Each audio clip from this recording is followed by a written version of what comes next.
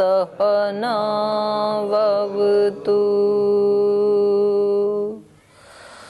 सहनौ भुनक्तु सह वीर्यं करवावहै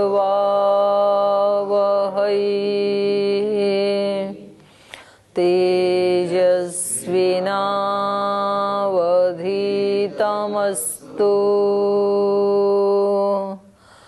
मा विद्विषावहै।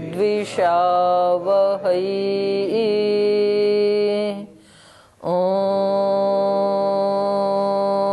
शांति शांति शांति।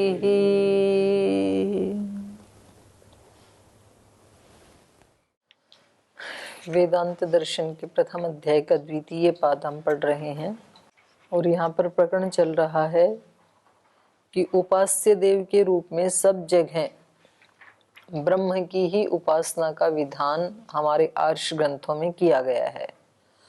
तो अभी तक इसके 10 प्रमाण दिए जा चुके हैं, उपनिषदों से, आरण्य ग्रंथों से, ब्राह्मण ग्रंथों से, वेद से, चारों वेदों से, तो अलग अलग प्रमाण देके और 10 प्रमाण स्वयं सूत्रकार व्यास ऋषि ने भी दे दिए हैं। तो इसी में ही आगे हम पढ़ रहे हैं। पीछे जो प्रसंग चल रहा था ये था आत्मा और परमात्मा, ये दोनों, इन दोनों का ग्रहण जहाँ जहाँ द्विवचन से कथन किया है वो कैसे होगा। यहाँ पर इन्होंने एक उदाहरण लिया था ना, ये इसमें 7 नंबर सूत्र में आया था, 7 में नहीं 11 में, ऋतम पिबंतौ सुकृतस्य लोके गुहाम प्रविष्टौ परमे परार्धे। ये तो बोले यहाँ पिबंतौ द्विवचन है, तो इससे हम कैसे माने कि आत्मा और परमात्मा का ही ग्रहण किया गया है। तो इन्होंने फिर इसके भाष्य में और 12 नंबर सूत्र के भाष्य में भी ये बताया। 11 तो पढ़ेंगे हम, 11 हो गया, अच्छा ठीक। तो 11 में ही ये आया था ऋतम पिबंतौ सुकृतस्य लोके में। तो इससे ये बताया कि भाई यहाँ जो द्विवचन आया है तो इसके भाष्य में बताया कि उससे आत्मा और परमात्मा का ही ग्रहण किया जाएगा। और आगे 12 नंबर सूत्र में भी वही बताया, विशेषणाच्य, अन्य अन्य ग्रंथों के जो इसमें विशेषण दिए हैं वो ब्रह्म में ही युक्त हो सकते हैं, मन में और आत्मा में नहीं हो सकते। क्योंकि पूर्व पक्षी का ये कहना था आत्मा और मन का ग्रहण भी तो हो सकता है, क्योंकि मन का स्थान भी क्या है, हृदय ही है, और वेद भी उसका प्रमाण है, हृत प्रतिष्ठम। तो इसका इन्होंने खंडन कर दिया। तो अब इसकी अवतरणिका बनाते हुए पूछ रहे हैं 13 नंबर सूत्र में, हृत गुहाम प्रविष्टौ परमात्म जीवात्मनौ स्तः। ठीक है, हृदय रूपी गुहा में प्रविष्ट जो उद्धरण आपने बताया था ऋतन पिबंतौ, उसमें परमात्मा और जीवात्मा ही दोनों हैं, ये तो सिद्ध हो गया। इति तो उक्तम, ये तो आपने कह दिया है। किंतु यो हृदय स्थानात् भिन्नांगेषु सन्नपि, जो हृदय स्थान से अतिरिक्त भिन्न भिन्न अंगों में होता हुआ भी तदंतर प्रतिपाद्यते, वो भी अंदर ही प्रतिपादन किया है। स कह, तो वो बाहर रहने वाला कौन है और उसका भी अंतर शब्द से अंदर है ऐसा प्रतिपादन किया है। तो इन दोनों बातों को कैसे आप युक्त युक्त ठहराएंगे। तो इसका उत्तर दे रहे हैं, अंतर उपपत्ते है, कह रहे हैं अंतर शब्द जो यहाँ है ये भिन्न अर्थ में है। तो अंतर उपपत्ति माने भिन्न अर्थ की उपपत्ति होने से, युक्ति होने से। तो 2 शब्द हैं, एक अंतर है, एक अंतर है, एक अंतरे है। माने अंतर शब्द कहीं तो प्रथमांत है, कहीं तो सप्तम्यांत है और कहीं तो अव्यय है। तो अलग अलग अर्थ होगा। तो इसको समझा रहे हैं, बृहदारण्यक उपनिषदि पठ्यते, बृहदारण्यक उपनिषद में पढ़ा है, यह प्राणे तिष्ठन प्राणादंतर, यह प्राणो न वेद यस्य प्राणः शरीरम।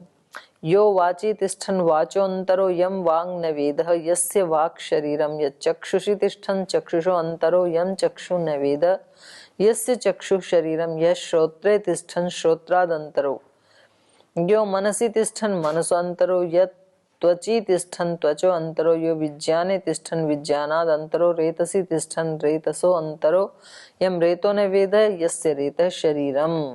तो सब जगह सब अंग प्रत्यंगों का यहाँ पर वर्णन कर दिया। तो कहा कि जैसे देखो बृहदारण्यक में भी क्या कहा, प्राणे तिष्ठन्, प्राण में स्थित होता हुआ भी प्राणाद अंतर है, प्राण से भिन्न है। ब्रह्म के बारे में कह रहे हैं कि प्राण में स्थित होता हुआ भी सब जगह व्यापक है, तो प्राण में भी व्यापक है। तो प्राण में रहता हुआ भी प्राण से अलग है। यम प्राणो न वेद, प्राण तो उसको नहीं जानता। यस्य प्राणः शरीरम, लेकिन वो क्योंकि प्राण में रहता है तो प्राण उसका शरीर है और स्वयं वो परमात्मा है। जो जिसमें रहता है वो उसका जो आयतन है उसी को शरीर कह दिया यहाँ पर। शरीर मतलब ऐसे अपने स्थूल शरीर की तरह। यो वाची तिष्ठन्, जो वाणी में स्थित रहता हुआ भी वाचो अंतर, वाणी से अलग है, भिन्न है। यम वांग न वेद, वाणी तो उसको नहीं जानती, लेकिन वो वाणी को वो वाणी उसका शरीर है। यम वांग न वेद यस्य वाक् शरीरम, लेकिन वो तो क्योंकि वाक के भी अंदर है तो वाणी तो एक तरह से उसका शरीर है। तो इन सारे उदाहरणों में क्या बताया, एक एक अंग प्रत्यंग का उदाहरण देते हुए बताया कि उन अंगों में स्थित होते हुए वो अंग उसको नहीं जानते, लेकिन वो अंग भी उसका शरीर है। तो यहाँ सब जगह अंतर शब्द किस अर्थ में आया, भिन्न अर्थ में। प्राण में रहते हुए प्राण से भिन्न, वाणी में रहते हुए वाणी से भिन्न, चक्षु में रहते हुए चक्षु से भिन्न, श्रोत्र में रहते हुए भी श्रोत्र से भिन्न है, मन में रहते हुए मन से भिन्न है, त्वचा में रहते हुए त्वचा से भिन्न है, विज्ञान में रहते हुए भी विज्ञान से अलग है, जो रेतस में रहते हुए रेतस से अलग है। तो इन सब में रहते हुए जो सबसे अलग है। तो ये कहना क्या चाह रहे हैं कि यहाँ सूत्र में जो अंतरय शब्द आया है ये भिन्न अर्थ में है। और ये जो उदाहरण दिए हैं इन्होंने शास्त्रों के, यहाँ पर भी, क्योंकि पीछे एक सूत्र आया था ना अंतर शब्द, तो उसका अर्थ क्या था, ब्रह्म था। और एक अंतर शब्द का अर्थ होता है उसके अंदर। यहाँ देखो पीछे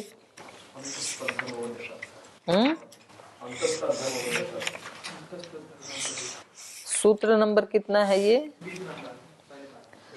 20, अंतस्तद धर्मोपदेशात। यहाँ पर ये अंतः शब्द है ना, ये अंतर्यामी इस अर्थ में है। तो ये यहाँ पर अंतर्यामी, सो अंतर्यामी क्वचित अध्यात्म ग्रंथे अंतर शब्द या अंतः शब्द प्रयुज्यते, सो अंतर्यामी, सो अंतर्यामी ब्रह्मात्मा परमात्मा अभिधीयते। तो अंतः शब्द का या अंतर शब्द का अर्थ क्या हो जाता है, अंतर्यामी, अंदर रहने वाला, मध्य अर्थ वाला हो जाता है। तो यहाँ ऐसा अर्थ नहीं है। यहाँ पर अंतर शब्द सब जगह देखो, यह प्राणो तिष्ठन् प्राणाद अंतरो, तो अंतरो कौन सा है, प्रथमा विभक्ति है ना यहाँ पर, अंतरः। तो अंतरः का अर्थ क्या हो जाएगा, भिन्न। ऐसे ही यहाँ पर वाची तिष्ठन् वाचो अंतरो, तो यहाँ भी प्रथमांत है, सब जगह प्रथमांत है। ये चक्षुषो अंतरो, श्रोत्राद अंतरो, ये अंतरो अंतरो जहाँ है ये सब प्रथमांत हैं। तो प्रथमांत जहाँ ये आएगा तो उसका अर्थ क्या हो जाएगा, भिन्न अर्थ। आगे कह रहे हैं, प्राण चक्षुरादिषु अंगेषु वर्तमान सन्नपि तेभ्यो अंतरो यह एष निगद्यते सोपि परमात्मा विज्ञेय। इन सब में रहता हुआ इन सब से अलग है।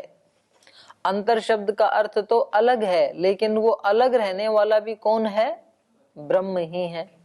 और जो पीछे आया था 20 नंबर सूत्र में अंतः तद धर्मोपदेशात, उसमें भी अंदर रहने वाला, तो वो भी किसका वाचक है, परमात्मा का ही है। तो अर्थ दोनों में वो ही होगा, लेकिन यहाँ भिन्न कह करके उस अंग से भिन्न है वो अंग उसका शरीर है, इस तरह से वर्णन किया है। तो इसलिए दोष नहीं आएगा, लेकिन दोनों जगह अर्थ की भिन्नता हो रही है। मतलब मूल जो अर्थ है उसमें भिन्नता नहीं आएगी, कहने का जो तरीका है उसमें भिन्नता आ रही है। प्राण चक्षुरादिषु अंगेषु वर्तमान सन्नपि तेभ्यो अंतरो यह एष निगद्यते सोपि परमात्मा विज्ञेय कुतः कुतः उपपत्तेः उपपन्नत्वात् युक्तितः इत्यर्थः। युक्ति से उपपन्न होने के कारण, यतो ही जीवस्तु अणु परिच्छिन्न एक देशवर्ती न तो विभु सर्वदेशवर्ती वा, क्योंकि जो जीवात्मा है वो तो अणु है, परिच्छिन्न है, एक देश में रहने वाला है, एक देशवर्ती, न तो विभु, वो तो विभु नहीं है, सर्वदेशवर्ती भी नहीं है, सब देशों में रहने वाला भी नहीं है, क्योंकि उसके बारे में तो कठोपनिषद में बताया, उक्तम ही अंगुष्ठ मात्र पुरुषो अंतरात्मा। ये जीवात्मा तो कैसा है, अंगुष्ठ मात्र है, और पुरुष हो अंगुष्ठ मात्र पुरुष अंतरात्मा सदा जनानाम हृदय सन्निविष्ट, सदा ये जो प्राणी हैं इनके हृदय में रहता है। स तु हृदय स्थान एव तिष्ठति न हृदये इव, न हृदये इव हृदयाद अन्यत्रपि तिष्ठति तस्य सामर्थ्य अभावात्। तो ये जीवात्मा जो है ये तो हृदय स्थाने एव तिष्ठति, हृदय स्थान में ही रहता है, एव लगा दिया, उससे बाहर नहीं जाता है ना। हृदय स्थाने एव तिष्ठति न हृदये इव हृदयाद अंतरापि, वो हृदय में रहे और ऐसे ही हृदय में रहता है, वैसे ही हृदय से बाहर भी रहे, ऐसा नहीं है। क्यों नहीं ऐसा? तस्य सामर्थ्य अभावात्, उसकी वो सामर्थ्य नहीं है, क्योंकि वो तो परिच्छिन्न है, एक देशवर्ती है वो। तत्र अंगेषु वर्तमानः सन् तेभ्यो अंतरोपि तेभ्यो बहिरपि स्वरूपतस्तिष्ठति। लेकिन यहाँ पर जो परमात्मा है वो तत्र अंगेषु वर्तमान सन्, उन अंग प्रत्यंगों में वर्तमान होता हुआ भी, तेभ्यो अंतरोपि, उनसे भिन्न भी है, और तेभ्यो बहिरपि, केवल वहां अंगों में या हृदय में है ऐसा नहीं, उन सब से, शरीर आदि से बाहर भी, स्वरूपतः तिष्ठति, अपने, क्योंकि उसका स्वरूप ही क्या है, सर्वव्यापक, तो अपने स्वरूप से वो वहां भी रहता है, बाहर भी रहता है। अतो यो अंतर उपदिश्यते स परमात्मा मंतव्यः। इसलिए यहाँ पर सूत्र में जो अंतर शब्द का उपदेश किया है वो परमात्मा का ही वाचक है, ऐसा मान लेना चाहिए। स्वामी शंकराचार्यो अस्य सूत्रस्य अर्थम अंतस्तद धर्मोपदेशात् इति सूत्रस्य अर्थम इव चकार। यहाँ पर शंकराचार्य जी ने अंतर शब्द का अर्थ क्या किया है? जो पीछे अंतस्तद धर्मोपदेशात् में अंतर शब्द का अर्थ जैसे में अर्थ था ना, मध्य में, अंदर, अंतर शब्द का अर्थ अंदर, वही अर्थ यहाँ भी कर दिया है। तो यहाँ तो वो अर्थ हो नहीं सकता है ना, क्योंकि यहाँ तो स्पष्ट ही कह दिया, प्राणे तिष्ठन प्राणादंतरो यम प्राणो न वेदः, प्राण में रहता हुआ प्राण से अलग, ऐसे तो अर्थ हो नहीं सकता। प्राण में रहता हुआ भी प्राण के अंदर है और उसको प्राण नहीं जानता है, और प्राण उसका शरीर है, तो ऐसे तो होगा ही नहीं। अगर ये अर्थ करें तो तब तो प्राणे तिष्ठन प्राणादंतर ये कहने की जरूरत ही नहीं है, प्राणे तिष्ठन इतना कहने से ही वो अर्थ निकल आएगा। प्राण में स्थित रहता हुआ प्राण उसको नहीं जानता है, ये अर्थ हो ही गया ना, तो डबल डबल कहने की, अंतर शब्द लाने की जरूरत ही नहीं थी। तो यहाँ पर तो स्पष्ट ही अर्थ ये है कि प्राण में रहता हुआ भी प्राण से अलग है, भिन्न अर्थ है, प्राणादंतरो।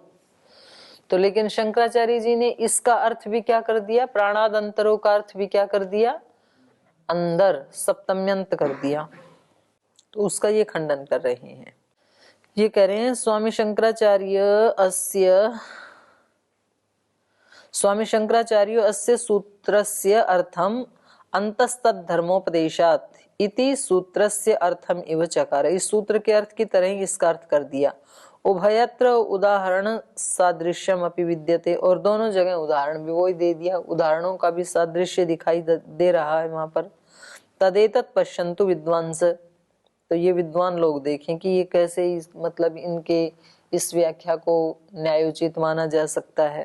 अंतर उपपत्ति, पहले उन्होंने ऐसे सूत्र दिया अपने भाष्य में, यही वाला सूत्र 13 नंबर, और फिर नीचे उसकी व्याख्या की। इस तरह से व्याख्या करते समय जो ये उदाहरण वहां दिया था 20 नंबर सूत्र पर, अंतस्तद धर्मोपदेशात, वही का वही उदाहरण यहाँ दे दिया। यह एषो अक्षिणी पुरुषो दृश्यते एष आत्मा इति होवाच एतद अमृतम अभयम एतद ब्रह्म इति, छांदोग्य का उदाहरण दे दिया। वो यहाँ दिया, वहां दिया था, पीछे दिया था।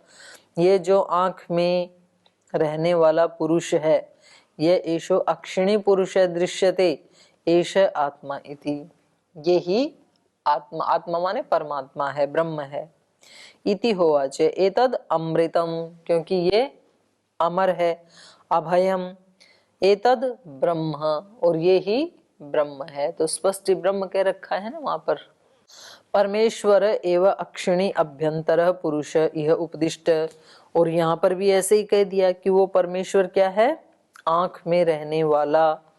अक्षिणी अभ्यंतर, तो अंतर है शब्द का अर्थ क्या कर दिया, अंदर। यह उपदिष्ट इति, कस्मात, क्यों, उपपत्ते है। वहां पर पूछा किसी ने कि क्यों आपने ऐसा अर्थ क्यों किया, तो उत्तर क्या दिया, उपपत्ते है, उपपत्ति होने से। उपपद्यते ही परमेश्वरे गुण जातम इह उपदिश्यमानम अंतस्तद धर्मोपदेशात।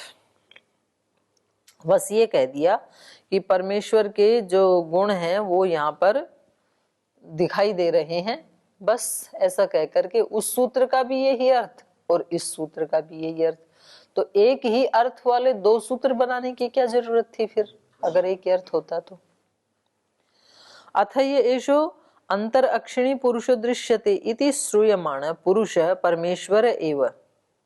बोले ये जो उदाहरण दिया पुरुष है, तो यहाँ पुरुष का मतलब क्या है, परमेश्वर। कुतः तद धर्मोपदेशात इति ही परमेश्वरस्य धर्मा इह उपदिष्टा।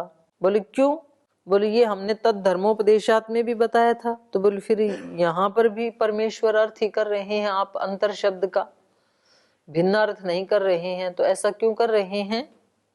तो बोले क्योंकि ये हमने तद धर्मोपदेशात तस्य ही परमेश्वर से धर्मा यह उपदिष्टा, जैसे वहां परमेश्वर के धर्म हमने बताए थे, वैसे यहाँ भी परमेश्वर के धर्म बता रहे हैं।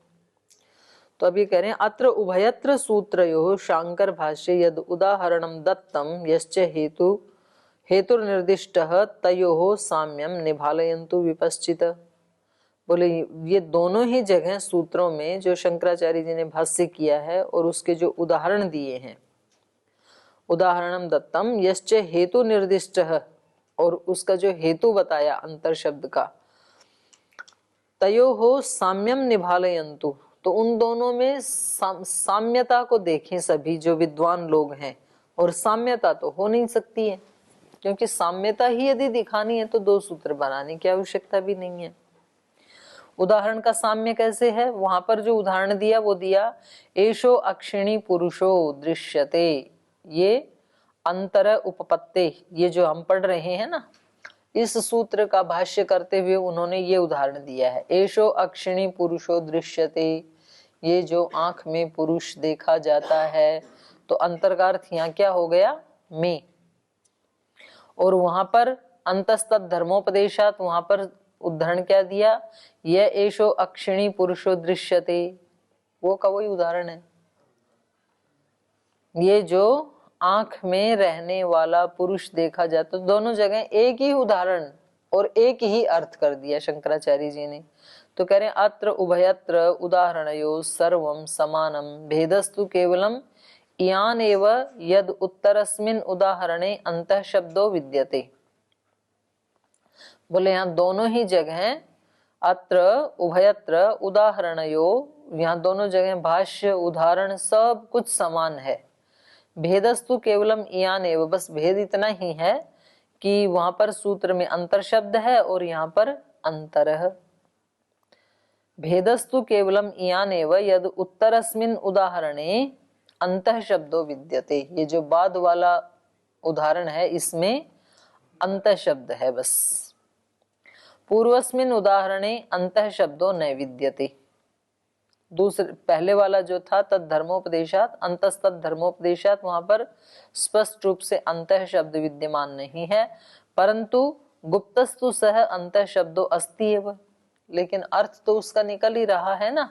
ये अक्षिणी पुरुषो दृश्यते, आंख में रहने वाला पुरुष परमात्मा, तो गुप्त रूप से तो वहां पर भी यही अर्थ निकल रहा है अंतः शब्द का, और यहाँ पर तो स्पष्ट ही अंतः कह ही दिया है।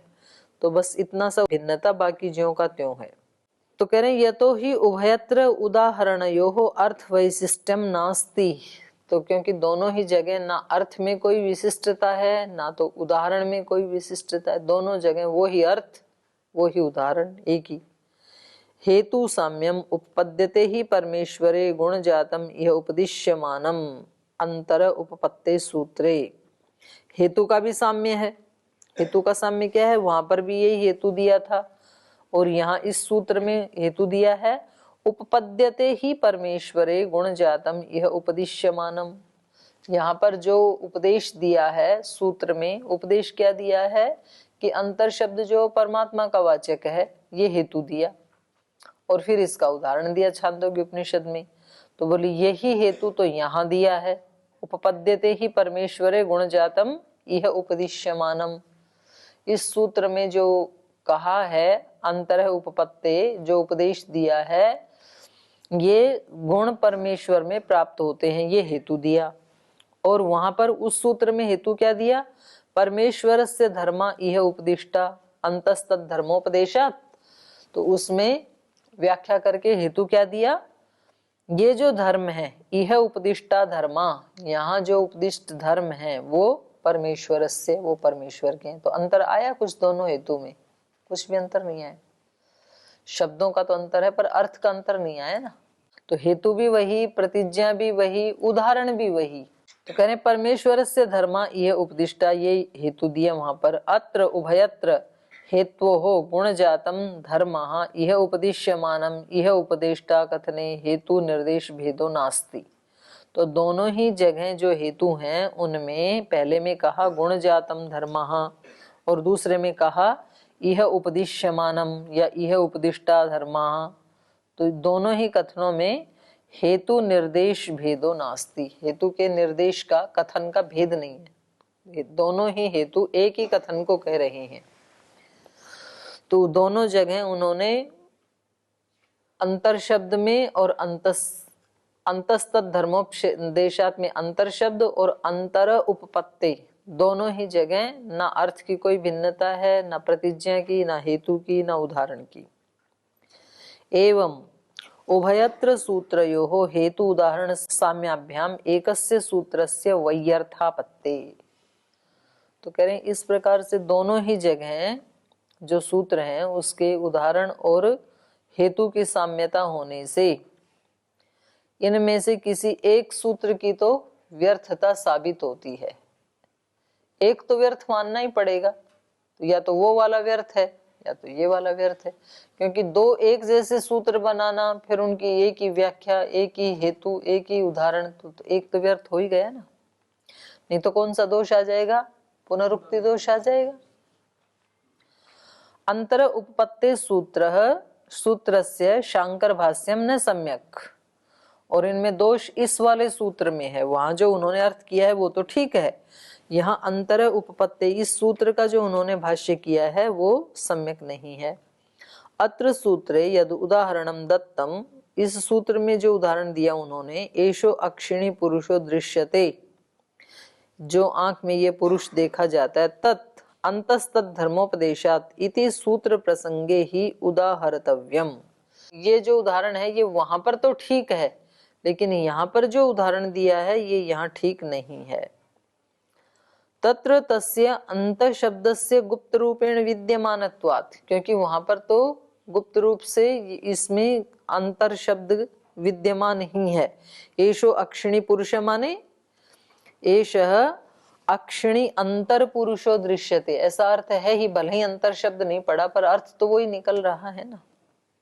तो यह एषो अक्षिणी पुरुषो दृश्यते इति वचनम उदाहृतम यदा नात्र वचने अंतर शब्दो विद्यते, भले ही यहाँ पर वहां पर अंतर शब्द नहीं है लेकिन उसका अर्थ निकल रहा है। लेकिन यहाँ पर जो उदाहरण दिया, यह एषो अक्षिणी पुरुषो दृश्यते इति वचनम उदाहृतम, यहाँ पर जो वचन, ये वचन उद्धृत किया है, यदा नात्र वचने अंतर शब्दो विद्यते, तो अंतर शब्द तो इसमें विद्यमान है नहीं, अंतर शब्द तो विद्यमान है वहां पर बिना कहे भी, लेकिन यहाँ पर ये ही उदाहरण देते हैं। तो यह एषो अक्षिणी पुरुषो दृश्यते, इसमें अंतर शब्द दिखाई नहीं देता है।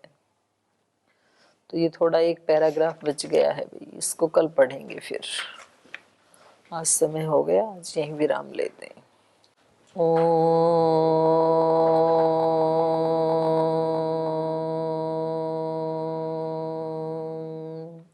शांति शांति शांति। श्री गुरुभ्यो नमः।